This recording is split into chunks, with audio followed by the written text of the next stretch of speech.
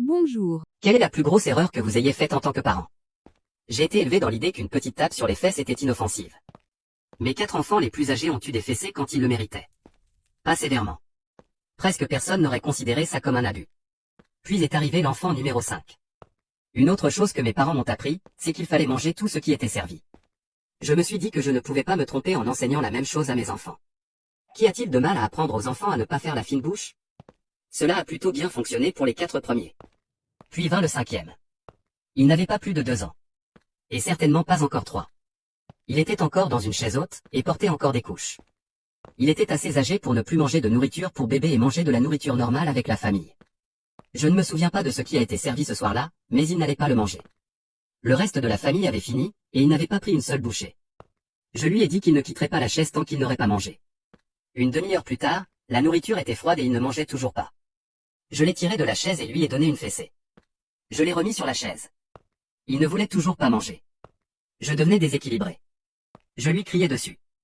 Je lui faisais mourir de peur. Il refusait toujours de manger.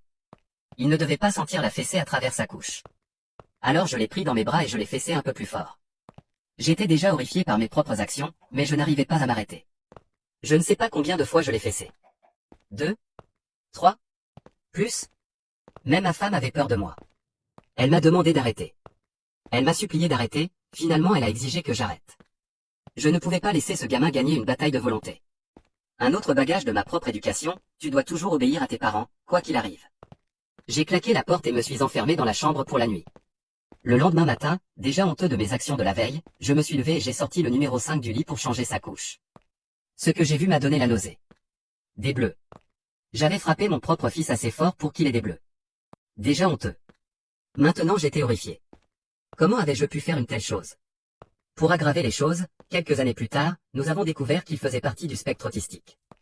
Comme beaucoup d'enfants qui se trouvent sur le spectre, il a certains goûts et textures qu'il ne supporte pas. À ce moment-là, rien de ce que j'aurais pu lui faire n'aurait pu le faire manger ce repas, parce qu'il ne pouvait pas. Il voulait me faire plaisir, mais il ne pouvait pas. Son cerveau ne l'aurait pas laissé mettre cette nourriture dans sa bouche, quoi qu'il arrive. C'est la pire chose que j'ai faite.